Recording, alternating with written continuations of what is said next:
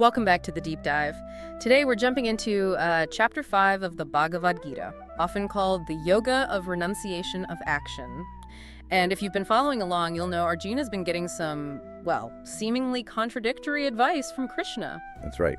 It's quite the dilemma for him. Yeah, on one hand, act selflessly, do your duty, perform action. But then he also hears about renunciation, sannyasa. It sounds like being told to hit the accelerator and the brakes simultaneously. So naturally, he's confused. He asks, which one is actually better. And that's really what we want to unpack in this deep dive, trying to clarify Krishna's pretty profound redefinition of what renunciation actually means in this context. Because it's maybe not what most people think of when they hear that word. Not at all. The core insight here really is that renunciation isn't about retreat, not about dropping out. It's about a specific kind of engaged action. We'll explore why selfless action, karma yoga, is ultimately presented as superior and frankly more practical for most people. And it really hinges on this fascinating question: how can renunciation actually lead to more effective engagement with the world rather than, pulling away from it?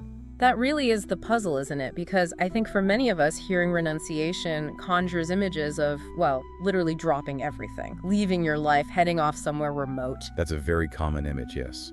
A monastery, maybe. Exactly. So is Krishna actually telling Arjuna or us to just quit our jobs, leave our families, abandon our day-to-day lives? Yeah, that's a crucial question. And it gets right to the absolute heart of Krishna's teaching in this chapter. He makes it abundantly clear that true renunciation, sannyasa, is fundamentally an internal shift. An internal state? Precisely. It's not about physically abandoning your duties or your actions. It's about renouncing the attachment you have to the results, the fruits of your work. So you can be fully involved doing everything you need to do in the world and still be a true renunciate in Krishna's eyes. The focus shifts entirely from the external act to the internal mindset. That's the key difference. So it's about acting without that constant thought of, I am the one doing this, or I need this specific outcome for my benefit. You're doing your part, but dedicating the results, maybe to a higher purpose, or just letting them go. Exactly. You're acting as an instrument, in a way. That's a huge mental adjustment for anyone, I imagine. But it also sounds incredibly challenging. I mean, how do you actually live like that? In the world, doing everything required, but staying completely untouched by whether you succeed or fail or what comes of it? It is a profound shift, no doubt. And Krishna offers a really beautiful analogy to help understand it. The lotus leaf. Oh, right. I remember that. Yeah, a person who practices this selfless action, karma yoga, is compared to a lotus leaf on water.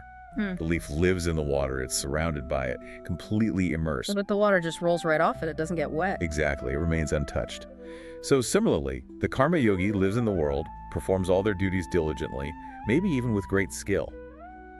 But they aren't entangled by the outcomes, by the praise or blame, by the material world itself. Like a surgeon, maybe.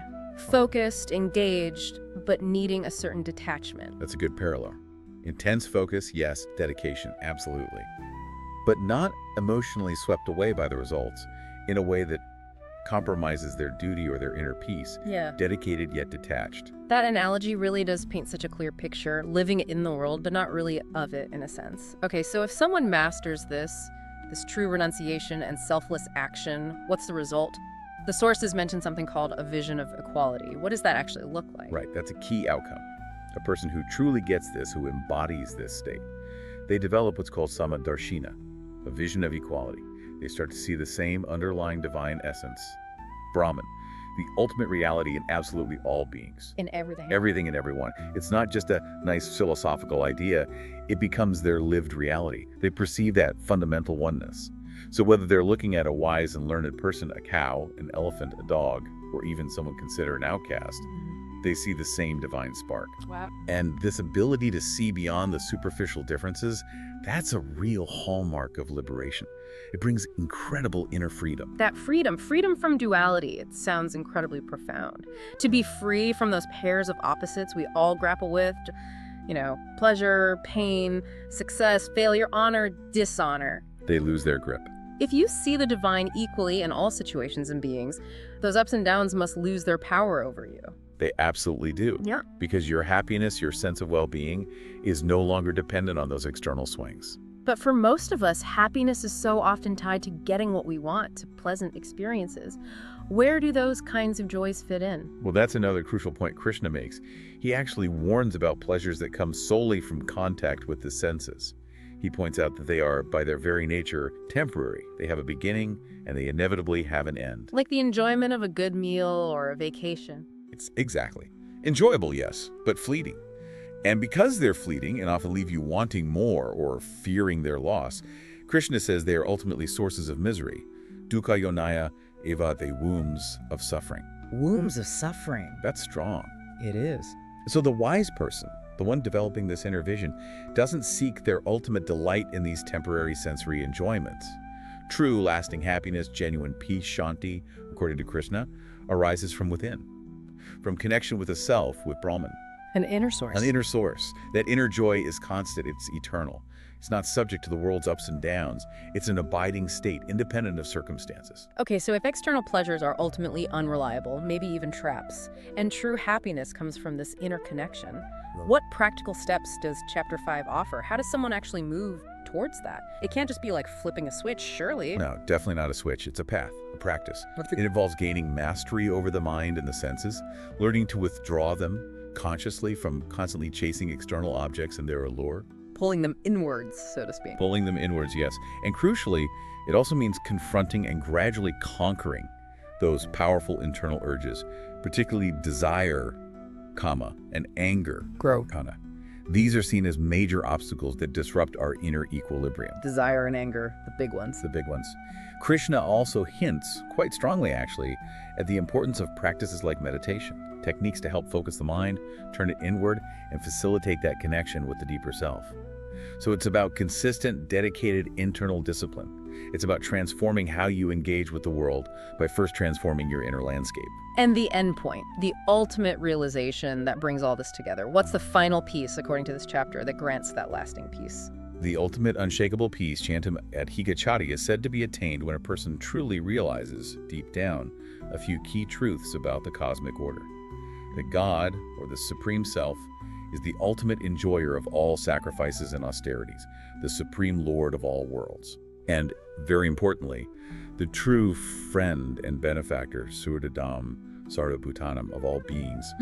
Knowing this, truly knowing it, and living from that understanding is what finally dissolves all suffering. It's the realization that you're part of this vast, benevolent reality, and your detached actions are a meaningful contribution to it.